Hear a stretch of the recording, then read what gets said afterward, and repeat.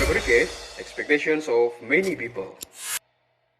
Assalamualaikum warahmatullahi wabarakatuh. Hai Harbers. Oke, senang sekali ketemu kalian di Harborcast, bincang santai bersama Poltek Harbor. Nah, perkenalkan saya Hikmatul Maulida. Saya akan memandu episode kali ini di Harborcast.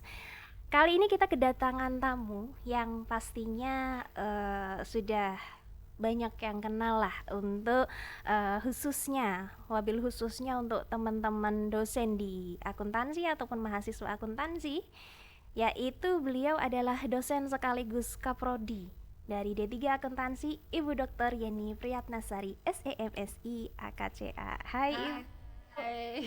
Hai Harbers, hai Bu Iin. Alhamdulillah ketemu ya Bu. Nah, Sehat Bu. Alhamdulillah. Jadi hari ini rencananya nanti kita akan bincang santai saja ya Bu. Santai aja. Terkait Yang penting mengena. betul sekali. Kita akan ngobrolin terkait dengan bagaimana menjadi seorang akuntan yang sukses. Wah, Oke. oke. Karena kalau saya tahu sedikit nih dari Bu Yeni itu sudah lama sekali berkecimpung di dunia ini kan ya Bu. Di dunia, maksudnya di dunia akuntansi ya Bu ya. Di dunia pada Di akhirnya. dunia akuntansi ya Bu. Iya. Jadi dosen, punya KJA, kaprodi juga, luar biasa, pokoknya memang panutan lah gitu. Boleh dong juga. Bu, sebelum kita bahas-bahas gitu, boleh dong Bu, Ibu ceritain selama ini pengalaman di bidang akuntansi sebetulnya seperti apa gitu Bu. Mau mulai kapan nih? Sejak SMA. Mungkin setelah lulus kuliah ya Bu, mulai masuk ke jenjang karir gitu. Nah, kuliah yang mana juga nih? Oh iya, karena nih Harbers, perlu Harbers ketahui bahwa Bu Yeni ini menempuh pendidikan ternyata dari D3 ya Bu. Dari D3, Iya, D3. kemudian ambil S1, lanjut S2, pokoknya sregep kalau orang bilang, rajin banget kuliahnya. Kemudian sampai alhamdulillah kemarin sudah menyelesaikan studi S3-nya dan Ya, menjadi seorang alhamdulillah. dokter. Oh enggak Ibu? Kayaknya sih mendingan sampai dari SMA dulu. Boleh. Karena teman-teman bisa jadi tuh banyak juga nih yang teman-teman yang lulusan SMA ataupun SMK mungkin kadang bingung abis ini aku mau kemana ya, terutama tuh yang SMA tuh yang memang dia dipersiapkan untuk lanjut lagi kuliah. Dan Bu Yeni dulunya itu SMA-nya itu masuknya ke IPA. Oh IPA. Jadinya Padahal akuntansi masuknya ke soshum ya Bu. harusnya. Iya, Tapi iya. kenapa IPA kok bisa masuk ke akuntansi? Karena dulu sih pikirannya gini, kalau IPA itu kan bisa masuk kemana-mana. Jadi saya pilih IPA gitu. Oh iya oke. Akhirnya saya bisa Strategi kemana-mana, ya, Bu, strategi juga itu. gitu kan. Akhirnya dari IPA kemudian saya masuk ke Politeknik Undip namanya dulu itu, di Politeknik Undip. Itu Kemudian Politeknik Negeri Semarang bukan ya Bu? iya, sekarang namanya Politeknik itu karena zaman iya. bahala gitu ya. Zaman bahala Nanti itu tidak namanya perlu disebut tahun ya Bu. tahunnya nggak usah ya tahunnya, skip gitu tahunnya. Nah di tahun itu, setelah itu, nah hebatnya nih kalau senangnya saya kuliah di D3 waktu itu, karena kalau habis lulus D3 itu bisa kuliah, bisa langsung kerja. Oh iya Nah, betul. kenapa? Karena kalau habis kuliah kemudian kerja kan dapat duit tuh, bisa lanjut lagi kuliah S1 sambil kerja juga. Jadinya kita kalau waktu itu saya paginya itu kerja, sore kalau dulu tuh saya kuliah malam itu S1-nya itu berarti dari jam 4:30 sampai jam setengah 10 malam. Oh berarti waktu S1 Ibu sudah paginya udah kerja gitu Iya, ya? pagi kerja, kemudian habis itu malamnya langsung kuliah. Habis itu ya udah kemudian, dan itu sudah punya mulai ada passionnya nih ke dunia kerjanya di akunting kan waktu itu.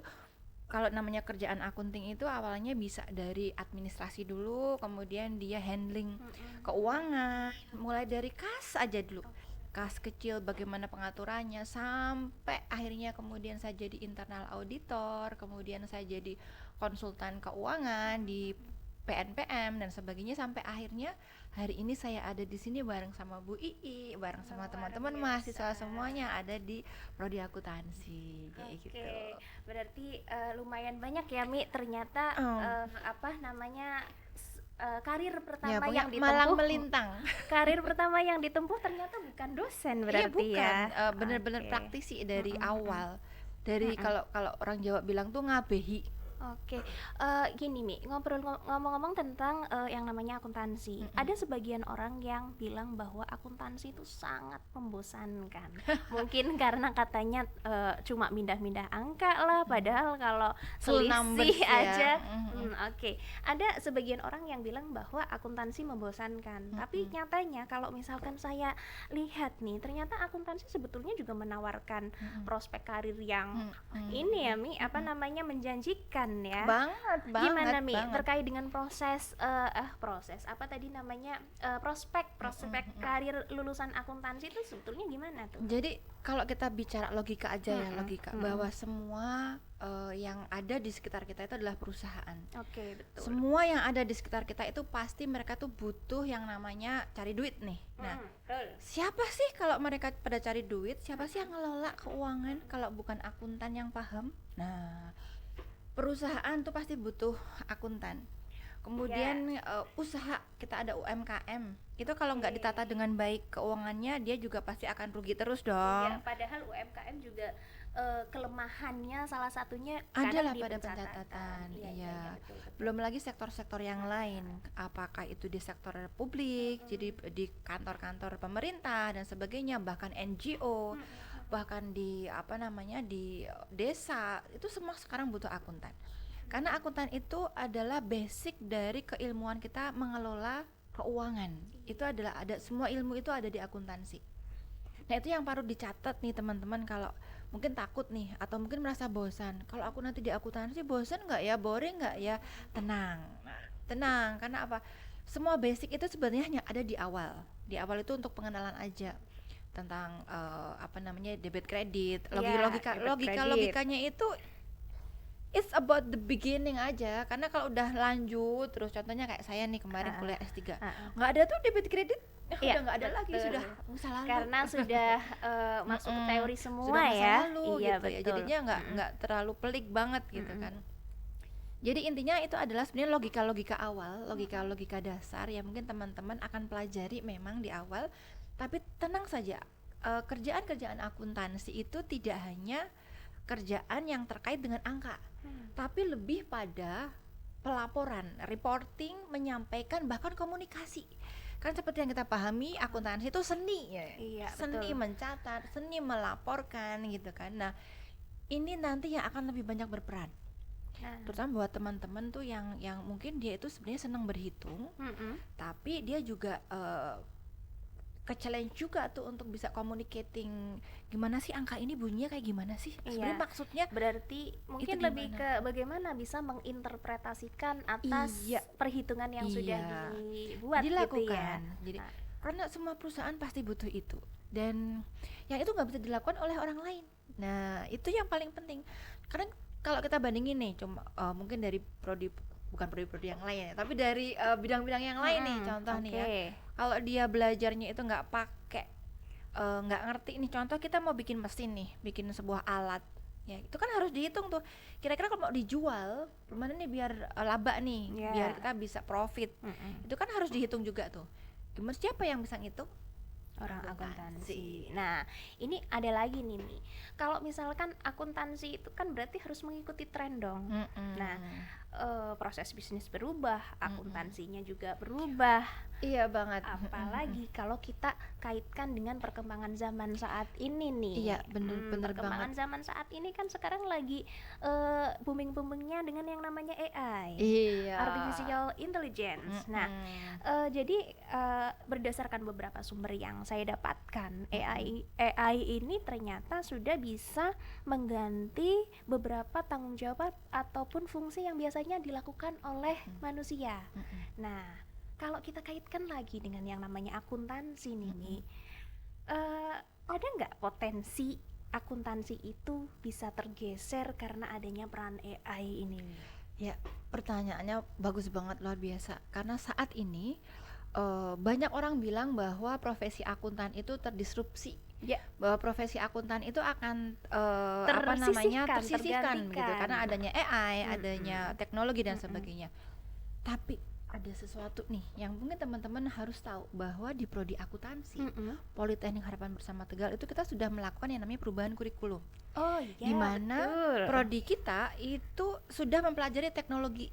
Jadi sudah ada mata kuliah yang terkait dengan teknologi yang dimasukkan dalam perkuliahan. Nah, apa saja tuh, Mi? Nah, ada mata kuliah data analitik, Data analitik, oke. ada di akuntansi. Kemudian kita pakai technopreneurship, Oh ya, Kemudi- kalau dulu bukan technopreneurship kewirausahaan ya, dulu. Sekarang Oke. technopreneurship, karena apa, di situ akan dikenalkan tidak hanya how we entrepreneur, tapi kita juga bisa melakukan yang namanya menggunakan teknologi ataupun media, Termasuk yaitu di dalamnya. digital marketing Nah, di sana. Oke, digital Oke. marketing. Oke, Kemudian kita betul. juga ada literasi digital. Mm-mm. Jadi bagaimana mahasiswa nanti diberikan edukasi, dikasih bekal teknologi yang semacam apa nih yang akan membantu pekerjaan akuntan. Karena yang paling penting yang harus kita catat adalah bahwa yang namanya akuntansi itu terkait dengan data. Dan ketika kita bicara data, kita harus bicara teknologi, karena kita akan data yang kita kelola itu tidak cuma data yang sedikit aja nih, yang cuma satu perusahaan aja. Iya, betul. Dalam satu perusahaan itu bisa jadi dia memperoleh sumbernya itu dari resource-nya tuh dari macam-macam nih. Dia karena dia gabung di e-commerce dan sebagainya, itu kan datanya tuh selalu jalan. Contoh Bu Ii nih, kalau suka check out itu jam Oke. berapa coba? Oh iya, mungkin Jam itu 10 mungkin akan kali bisa ya. terbaca trennya gitu Iya, ya. nah itu semua di mana? Di data analitik. Dan itu tugasnya siapa? Akunting yang akan menyajikan itu kepada owner, bahwa ini loh Pak, bahwa pelangganmu itu banyak transaksi itu di jam-jam segini. Itu yang tahu siapa? Dari akunting itu bisa. Oke, berarti kalau misalkan saya simpulkan seperti ini, output dari yang namanya akuntansi ini kan adalah laporan keuangan. Tapi bagaimana laporan keuangan itu bisa digunakan adalah kita bisa mengambil informasi dari Iya, laporan betul keuangan banget. itu, betul ya Bu ya? Betul banget. Dan ketika kita bicara masalah keuangan, itu kan akan banyak hal. Mm-mm. Kalau kita bicara nih, ada akuntansi keuangan, kemudian ada akuntansi Auditing. manajemen. Nah, data analytics itu berperan pentingnya di akuntansi manajemen. Apa sih akuntansi manajemen? Akuntansi manajemen ini berarti akuntansi yang terkait dengan pengambilan keputusan untuk kepentingan perusahaan. Oke. Contohnya kayak tadi, kapan pelanggan paling banyak transaksinya, kapan barang banyak keluarnya kapan, kemudian mungkin kapan sih persediaan biar aku bisa going concernnya oke. Nah itu semua ada di akuntansi manajemen. Akhirnya kan ketika sebuah perusahaan itu dia sudah mengetahui informasi-informasi penting itu, akhirnya kan perusahaan bisa mengambil sebuah keputusan. Nah, dia bisa lebih running lebih cepat. Oke. Dan itu fungsinya akuntan. Iya, Fungsinya iya, akuntan iya. adalah bagaimana dia bisa membantu owner, bisa membantu pemilik perusahaan, itu bisa kompetitif. Nah, itu yang paling penting. Nah, ada beberapa hal yang mungkin adik-adik SMA atau mungkin mahasiswa kita Iya, yang eh, lihat acara hari ini. iya, itu pada bertanya-tanya, apakah lulusan akuntansi, lulusan jurusan akuntansi itu bisa disebut sebagai akuntan? Kemudian kalau mau jadi akuntan yang profesional itu sebetulnya apa tahap-tahap pendidikan yang harus dia tempuh? Nah, ini kayaknya penting deh. Oke, nah itu kewajiban saya juga nih sebagai seorang dari IAE ya, Ikatan Akuntan Indonesia. Jadi gini, kalau adik-adik itu ketika nanti pengen menjadi seorang akuntan, itu adik-adik harus ikut yang namanya pendidikan profesi akuntansi dulu, PPAK, kurang lebih 1 tahun sih, 1 tahun. Nanti adik-adik akan dapat gelar akuntan gitu ya. Akak ya. AK, nah Gelarnya itu. AK. Nah, setelah itu adik-adik akan bisa memilih nih. Adik-adik pengen ke CA atau CPA. Kalau CA itu berarti adik-adik nanti akan punya area, adik-adik nanti bisa bikin kantor KJA, kantor jasa akuntan seperti Oke. saya. Tapi kalau adik-adik nanti setelah dari AK, kemudian adik-adik memilih CPA, Certified Public Accountant, nanti adik-adik bisa punya KAP, kantor akuntan publik. Itu kalau adik-adik memilih untuk menjadi profesional di bidang konsultasi, di bidang konsultan keuangan. Tapi adik-adik juga bisa memilih nih, kayak Bu Ii, akuntan, Bu Ii itu jadi akuntan pendidik. Nah, jadi dosen bisa. Atau mungkin adik-adik jadi akuntan tapi yang bekerja di perusahaan, itu juga bisa. Namanya akuntan intern. Iya, kalau internal auditor itu juga bisa dilakukan oleh teman-teman atau adik-adik yang kuliah di akuntansi. Itu bisa. Oke, tadi kan Bu Yeni menyebutkan ada KJA, kantor jasa akuntan, ada KAP, kantor akuntan publik. Jadi yang namanya seseorang itu ketika dia menjadi seorang akuntan profesional, dia punya wadah yang ya ada wadahnya, entah itu KJA, ada KAP, di mana di wadah itu tuh mereka bisa memberikan jasa-jasa akuntan atau sebagai konsultan gitu. Nah, selain tadi CA dan CPA, sebetulnya apa perbedaan antara KJA dan KAP sendiri? Oke, Nah, itu banyak banget ditanyakan oleh teman-teman ya, baik itu mahasiswa ataupun teman-teman yang ada di SMA ataupun SMK. Bedanya KJA dengan KAP itu berarti kalau sebenarnya yang paling top mungkin sekarang KAP kali ya. ya, KAP Karena ya. KAP itu bisa ngelakuin tugas yang namanya assurance atau memberikan opini kepada perusahaan bahwa Oke. dia sudah standar atau enggak dalam pelaporan keuangannya. Sedangkan KJA semuanya boleh, semua jasa keuangan boleh kecuali satu aja, Apa tuh? assurance tadi. Assurance Jadi yang kalau tadi ya. kalau KJA itu semua jasa bisa dilakukan kecuali assurance, tapi kalau KAP semuanya bisa dilakukan plus assurance juga. Oke. Berarti seperti pemeriksaan laporan keuangan Ya begitu? itu assurance Itu namanya. assurance Itu ya. bisa dilakukan oleh KAP saja, Oke. tapi kalau KJA nggak bisa. Kalau saya lihat di daerah sekitar nih, Mi, kalau KJA kan ada ya beberapa. Kalau KAP kenapa biasanya kalau di kota-kota kecil KAP masih dikit ya? Nah itu karena sumber daya akuntannya yang masih kurang.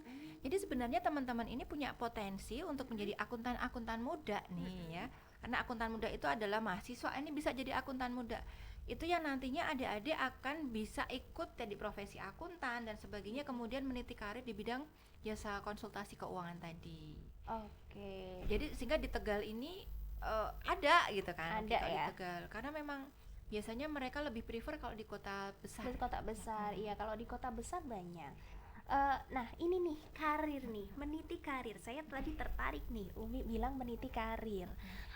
Ada sebagian orang ya, ketika dia sudah masuk ke dunia kerja, ada yang memang passion dia kerja ya karena dia seneng, karena dia nggak pengen di rumah aja. Banyaklah passionnya. Ada yang untuk motif ekonomi, tapi ternyata ada juga sebagian orang yang menjadikan jenjang karir itu sebagai sebuah tujuan dalam dia bekerja.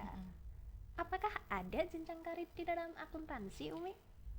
Kalau yang tadi kita harus pilih dulu nih, kita mau kemana dulu? Kita mau Oke. jadi akuntan yang pendidik, atau kita Ah. mau jadi akuntan manajemen yang ada di Oke. perusahaan, kemudian atau kita mau jadi konsultan nih.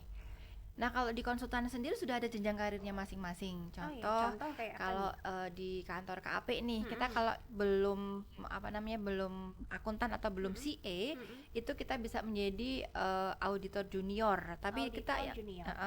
kita nggak boleh signing. Yang hanya boleh signing itu hanya yang sudah punya sertifikat CPA, sertifikasi CPA. Jadi selama kita nggak punya sertifikasi CPA tadi ya kita nggak bakal bisa jadi partner untuk perusahaan lain, partner untuk kantor akuntan yang lain. Kemudian kita juga nggak bisa tanda tangan untuk yang opini dan sebagainya. Jadi ada jenjangnya. Setelah jadi junior auditor kita nanti akan jadi supervisor. Jadi kalau supervisor itu kita mungkin nggak langsung ke lapangan, kita cuma mensupervisi aja dan memastikan bahwa ini sudah benar atau belum. Baru kemudian kita naik ke step berikutnya.